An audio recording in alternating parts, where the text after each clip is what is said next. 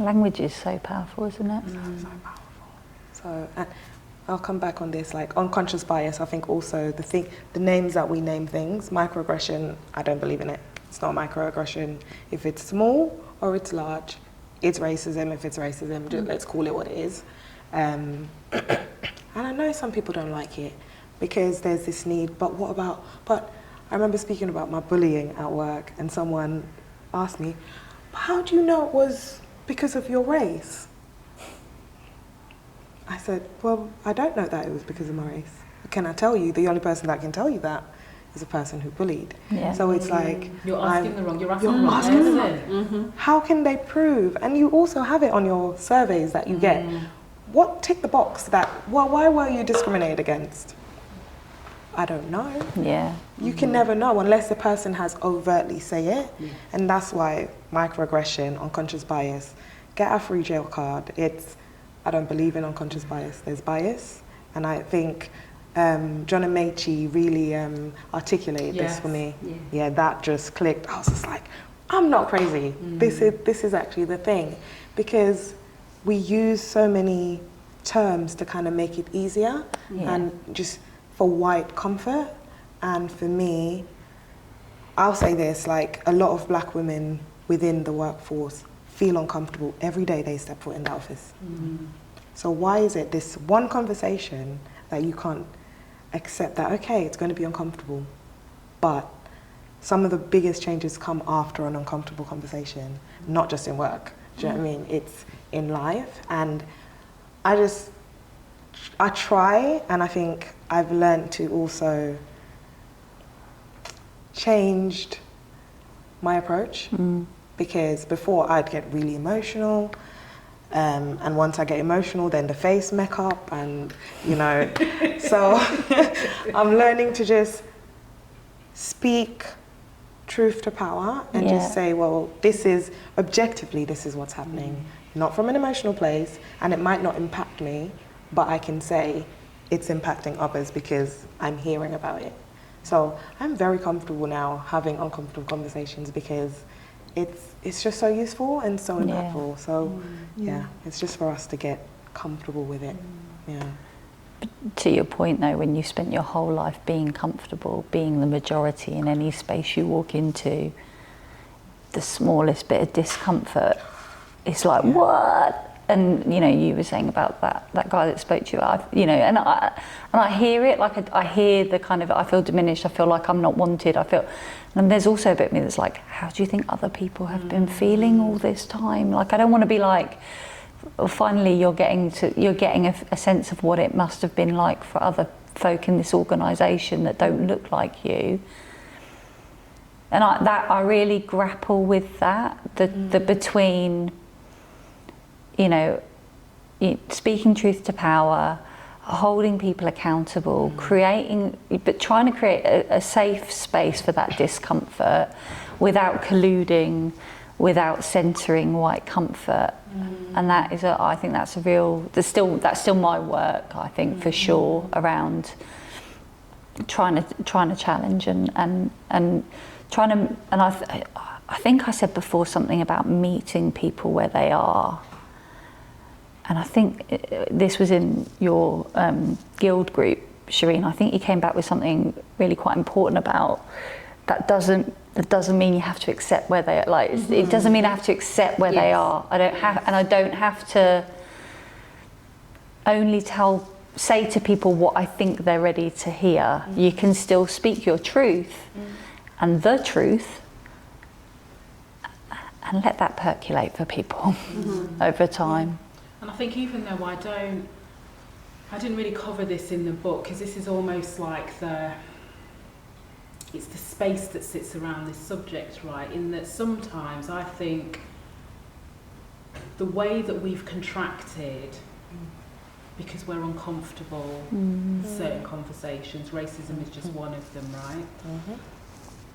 We've actually done ourselves and humanity a disservice, because what we've then not done is we've not tapped into people's potential to understand, potential to be better, potential to do better. Because we're always talking to what I would call the small child, right, that needs to be comforted.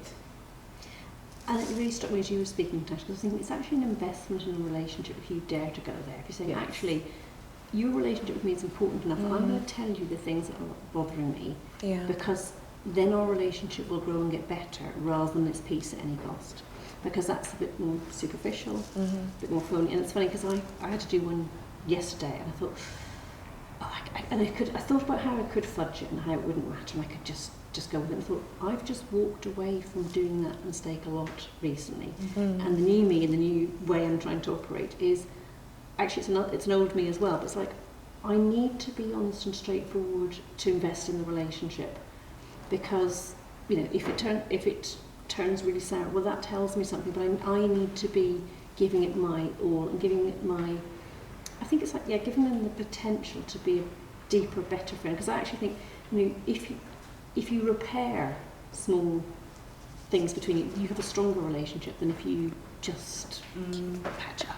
And I do think there's a difference between, just want to tack on to something you were saying, Tash, about that kind of experience, you know, when somebody said to you, you know, how do you know that you were bullied because of your race, right? And because I use this with senior executives a lot to help them understand the dynamics of power. And when you're part of a dominant majority group and you hold all the power and all the resources across all facets of society, and then when you understand that systemic racism is about consistent favourable and unfavourable outcomes, so it allows you a bit of, dare I say, objectivity from that point of view, then it stands to reason that you become the gatekeeper of progress, because individuals who are in minoritised groups or are minoritised by society or whatever are then put in a position where we have to validate our experience to them. So it's a little bit like the king and his subjects. I, as the king, superimposed leader, want to hear about this lived experience that you can tell me, because I don't understand it. So you got to convince me that this racism is a thing, because I ain't never seen it. I hire nice people. I look at the engagement survey and it tells me that everybody's relatively happy, they're proud of their job, their manager is very supportive. So I need to really understand what's wrong with you.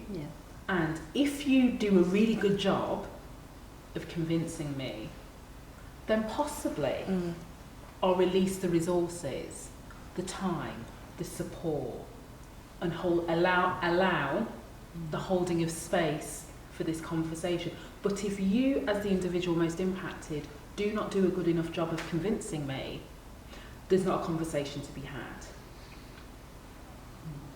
Or get overly emotional and risk being labelled as angry or, you know, any other racist trope. And so the cycle continues, because you end up doing exactly what Tash is now having to do. But that's what I did when I left the corporate world. Hence, I'm channeling all of those experiences, even if I'm not telling the story over and over again in that context. But I've been where Tash is a number of times. And then you get to the point when you're like, it is the epitome of definition of insanity. Why am I still moving from organisation to organisation, thinking that each one is going to be better, and then finding out not only is it the same as the last one, but the beginning, the middle, of the end, I can predict now. I can actually predict my employee life cycle before I've even stepped into another organisation, because we never want to address the environment. To your point, Carolyn, we're not willing to do that. It's too uncomfortable. It's too uncomfortable. I think for me, and you made this point about single point of failure, one person owns it. But it's a collaborative piece. And what you find is and if there are a minoritized person leading on this program or project, then the onus is on them. The accountable person doesn't matter. It's mostly on the responsible. But what about the other stakeholders feeding in? It's very light touch, you know. And it's funny because I'm working on this program at work at the moment, and I'm looking to do some research on what's happening, how people are feeling. And I've sent these questions to about 4 or 5 people, the accountable owner, other people in the organisation. Only one person was black, and everybody else come back, oh yeah, that's fine, I just add maybe just this. The black person, and even though they're the person that came back late, they went through it with a fine-tooth comb. They probed, they asked questions, they changed, they amended. That's what I needed, and that's the work that's needed for this. It doesn't need just a, oh yeah, that's fine, it looks good. It needs more to actually say, so it can be collaborative. Because I go off now, if I'm planning to give anti-racism as a tool for tackling some of the racial issues that we face. And I know if I'm not there to lead that work, that's going out the window. So it's like, my challenge is, do I even bother? Do I even say that? Because I know, am I wasting my time? Because I know I don't plan to be here. And if I put it on the agenda, does it, one single point of contact or failure, I've gone, what happens? So I think it just needs to be collaborative, and people need to, something that I practice is, you know, the conflict triangle. And and I know when I get into that victim and I stick there, and I'll complain. And I did this the whole month of October. Just coincidentally Black History Month. It's never a good month really for Black people. It's not History Month because of all the things that we talk about, right? Everyone else is celebrating. Yeah, and I was like, Tash, you know where you are right now. So what do you need to do to get back into the middle of that? Because I was being overwhelmed by just the smallest thing. The smallest thing. And it reminded me of when I just got into the role. And I started seeing racism everywhere. It was everywhere. I play netball. On the netball court. What position do you play? Goal attack, wing attack. Okay, that was me too, and goal defence. Hello. And wing defence. So yeah, I would see it literally everywhere, and I just started to be. Now I had the words to articulate the feeling and the thoughts, and it was tough. And I remember having to check in with myself and see, okay, where do you need to be? Because right now, it was just so heavy, and October was that for me. And that's when, it's last month that I decided I'm actually walking away, and it took me looking back at my values. Like, I value honesty, and I'm asked to draft a lot of things in my day job. I struggle because it's not the truth, and I hate seeing my words changed to soften or make it more comfortable for people to read. So again, all of that's just tied into actually, what do you value? Are you aligning? Because when I'm in dissonance from my values, I just feel all over the place. And so even during Black History Month, I did a workshop of saying how you use, lost my train of thought, how to use your values to ensure your workplace well-being. Because a lot of times, that's me outside of work, that's me inside work. Actually, I've got one brain, there's one me. And when you're constantly being asked to shift and bring, who are you bringing today? Who do you have to be in this situation? I think it's so taxing, and certainly on most, for me, black women who I speak to, that's it. They're like, yep, I'm just going in, I don't want to be friends, I don't want to... Not interested, not today, not tomorrow. No. I'm not doing it anymore. Yeah. With self-preservation, isn't it? I would imagine it's like, how many times do you make friends with somebody and realise that when it gets tough, when you have to give them some feedback, when you say this is how that impacted, and I didn't mean to, I'm a really nice person. Yeah, it's so tough, and because of that, like going back in and seeing that we don't even want to speak to each other as black women. I established this Black Ladies Lunch, and I've gotten a lot of like probing question, like, don't you think that can be, divisive? Well, actually no, because for me, it's creating psychological safety for those women, making connections, because when we're in the workplace, we don't speak to each other. It's like the floor gets really interesting when you get like a foot within, you know? And I'm just like, no. So I went out, it started with 8 people, and it's building the confidence and just changing how people are showing up. Yeah. So for me, it's about community and just knowing what you stand for, so that you can know when actually I'm not in alignment with what I stand for. Do I believe in this? Do I believe in this policy? Do I believe in this regulation that they're saying this is what we have to do? And just being open to having those conversations with people and challenging. Because I went on a bystander thing the other day, and it's like, it's the fear. It's the fear of ticking off the person in power or the chair of a meeting or something like that. And for me, if you're not challenging, you're also saying that that behavior is okay. That behavior is okay. I heard this the other day. Oh, something happened with this and that person, you know, but, you know, they've left the department now, so, you know, it's someone else's problem. And when I challenged it, the person responded in the chat to say, oh, I was just being, I don't remember the word that he used, but basically I was just joking. Which is that old thing. That old thing. Just being facetious. Yeah, it wasn't that one, but yeah, Yes, something along the lines. And I was just like, okay. I didn't even respond because I thought, you know what, I've said my part, and that's it. So yeah, just got to continue and taking the emotional part out of it, or just taking yourself out of it, which is what, ultimately that's my decision, and I can breathe now. That's awesome. good. Yeah. And was there anything that you read that you actually found quite difficult to read, that surprised you, that you found quite difficult to read? Not, I don't think so. No, I'm just trying to, one bit that I thought, oh, how do I do that bit? Because there's only one of me, you know. So I've walked away from organisations while thinking I'm done with organisations for the moment. Yes. Because I felt like energy's been put in all the wrong places. And one of the things that I think I've become more and more weary from is productivity as the number one thing. And it used to be private sector, now it's become public sector, and it's so much like, what are you doing? What are you doing? And you're doing two economic people. units of production. So that we have now become as human beings. Absolutely. So I find that a struggle. So I'm thinking, well, I'm coming out to myself. But what I find myself doing, which is like just not me at all, and thinking, well, I need to sit down and think, how do I do this so I don't make exactly the same mistakes that I've tried to walk away from?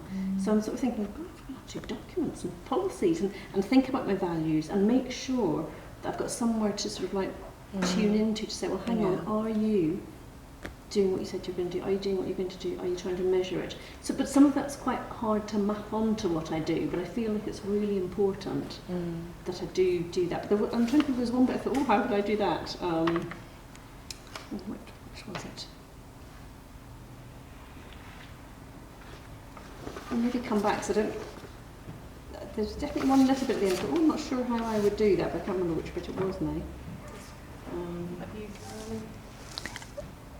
I don't think there was anything that I read that I was like, I don't agree with it, or it challenges me and my belief system and where I am now. The challenge, and it's a good one, is, you know, if I don't intervene, if I choose not to say something, I'm colluding with the system and I'm enacting racism in that moment. And I think your book is so unapologetic about, you know, what it means to be anti-racist, what it means to really do this work, that I can't help but recognise there are times when I don't lean into every difficult conversation. I don't always call it out or call people in, you know, and some of that is my work to do, some of that is probably my own preservation of, I'm in an organisation, you pay me, I've got a certain amount of seniority, but ultimately, you know. But what I would say is, I think I had read your book, and I had one of our colleagues came to me and said, I want you to listen, were you on this all staff briefing? And I said, oh no, I wasn't on it. right, I'm going to play you a clip of one of our very senior leaders saying something on it. And I was like, oh God, as I listened to it. And I said, what do you want me to do? Would you give him feedback? And what was the...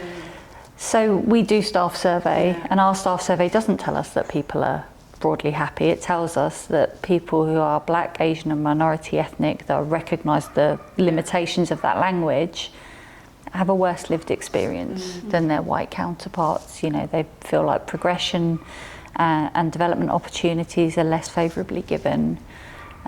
They feel like, you know, they do experience higher rates of bullying, harassment and discrimination, and by and large we do ask the question of what do you think it was about, and people will say I think it links to my race and ethnicity. So, you know,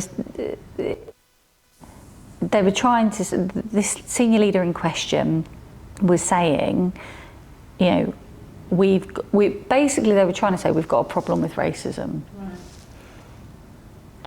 But they were hedging it. We've got a bit of a problem. They have a problem, or we don't. It will be gone by 2023. Don't worry about it. There's some slight racism. There's not a scale. Blink and you miss it, Carolyn. Yeah. You blink, you will miss it. Do you know what I mean? That's the problem we got. Yeah. So, and I had to go, and there was a few other bits. I sent this person an email. I said, when you get a moment, I'd love to have a conversation with you about this. I've had some feedback from some of our Black colleagues. And I said to my Black colleague, because they were talking to me, but they said, it's not just me. And I said, who, if anyone, can I name, or do you just need this to be anonymous? No, you can say, you know, me and these people, and it's not just us, but others don't want their names put to it. I'm like, fine. And the defensiveness of this leader, the explanation, but I'm not racist. And it was your book that gave me the courage to lean into that conversation. So it's not always. And I had to say to that person, you know, this is a really difficult conversation for me to be having with you, given your position and given my position. And they were like, okay, I'm not trying to shoot the messenger. And they did go back and watch the video, and I talked them through. And the book and others that I've read gave me the language to be able to say, you see what you're saying here, can I tell you why it's problematic? You know, we can't sit on the fence here. It's not like a slight issue or a bit of, you know, our Black colleagues were sitting on that call thinking, hallelujah, someone senior in this organisation is recognising the issue, and then you undid all that good work by hedging. Or because you were too uncomfortable to say there's an issue. Yeah. You know, and I think one of the so important things about where we are now, when we consider the extent of the lack of progress, right, I'm being very kind and polite, is we just have to accept that our organisations are microcosms of what happens in society. Therefore, if there's an issue with systemic racism in society, our organisations are not on planet Mars.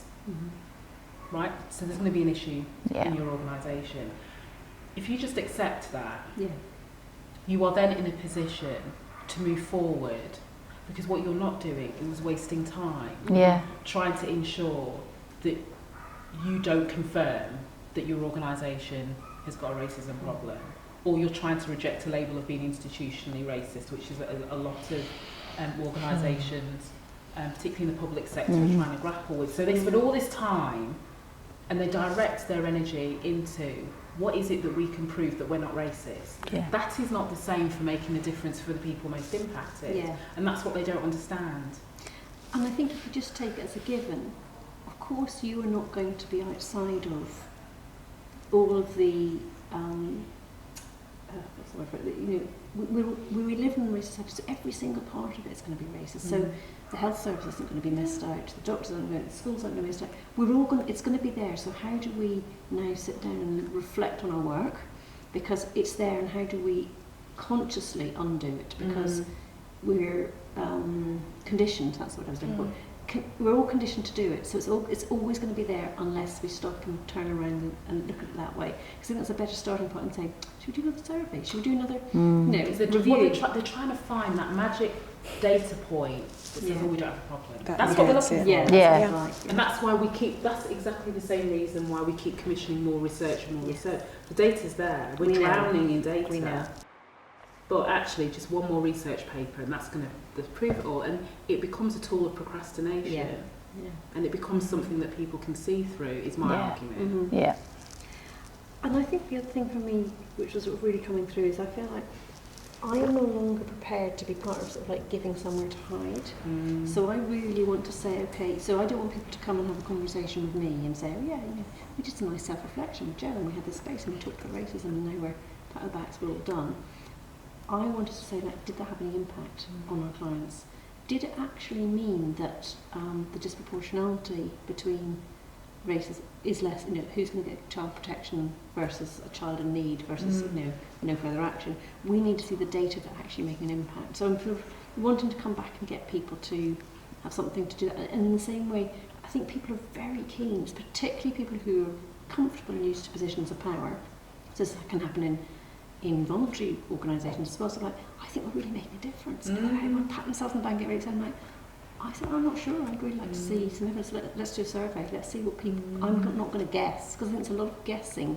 What's the impact we're having? And I feel really uncomfortable with the idea of just giving people a place to pretend they're doing something. Yeah. I don't want to be part of that in terms of my values. Yeah. That's not for me. And that's why there's a difference between doing a to-do list versus a list that says this is the impact that we're going to make and therefore this is how we're going to measure it. And we're going to measure it according to the individuals who are most impacted. They are the barometer of how far we've made a difference, not because we've gone tick, tick, tick, tick, tick. Yeah.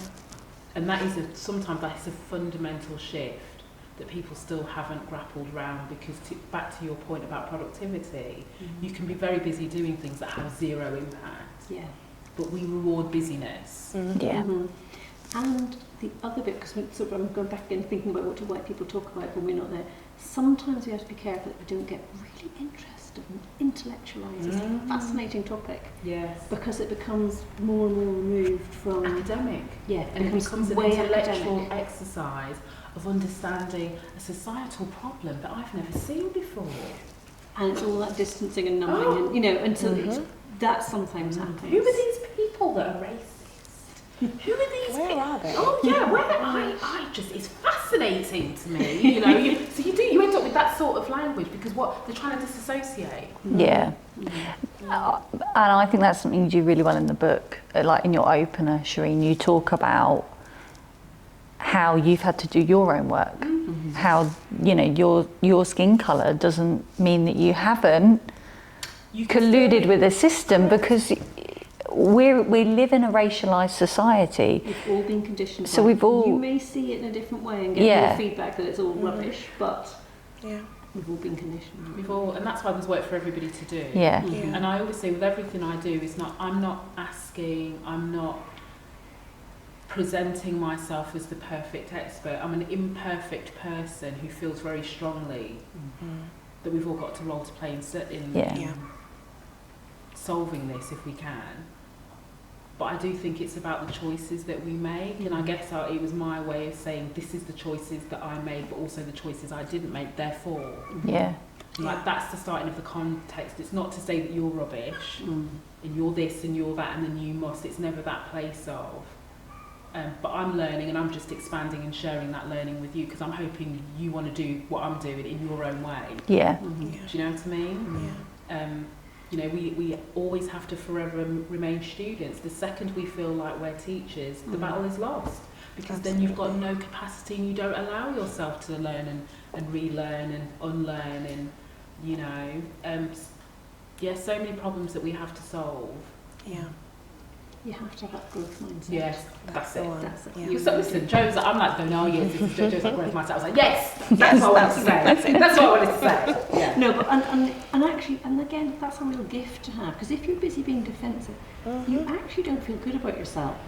And actually, I was thinking back to your analogy about the king. That king's also sitting there thinking, and if I want my son to inherit all this, I've got to do all this, and it's incredibly threatening and stressful. You know, so he's not sitting there comfortably and happily enjoying his empire. Because everything is a threat Yeah. to that position of power. Yeah. And I was very deliberate in using the king analogy, because when we go back to the roots of white supremacy and when it started, it came from this idea of kings of castle, right? Accumulation of wealth and resources and ensuring that society was optimised to the very top. And at that time, the very top were white, middle class to upper class men, right, who just had a particular view of the world, and you go, okay, it was just that a particular world view became the particular world view.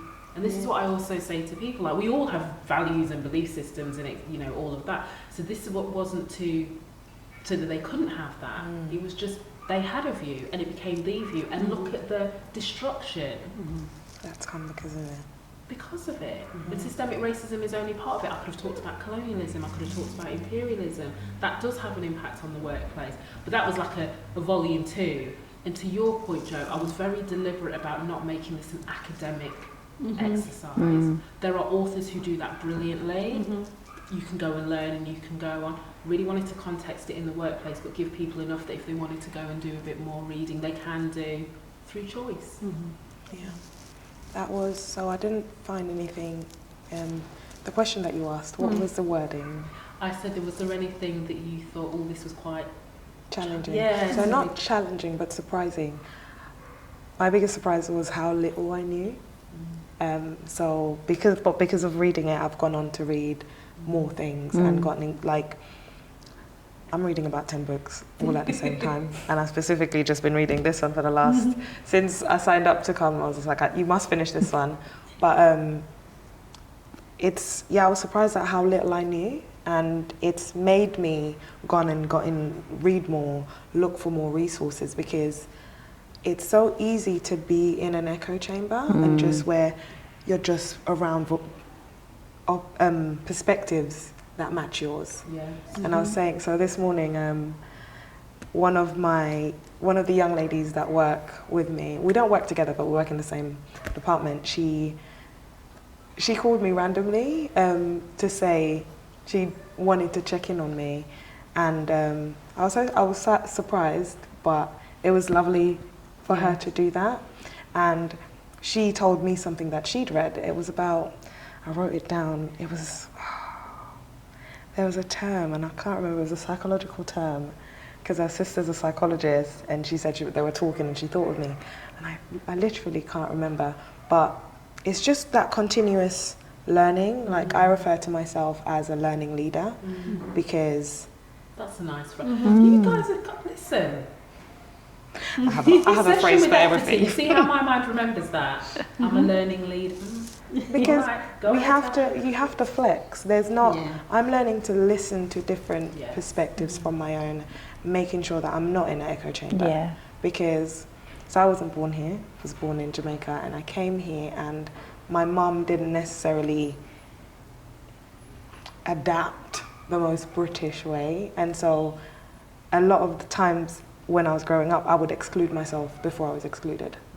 And now, I think just having this role has really allowed me to reflect and to check, actually, where are those areas that you have a bias? What are the stories that you're telling yourself that's making you comfortable to stay hidden?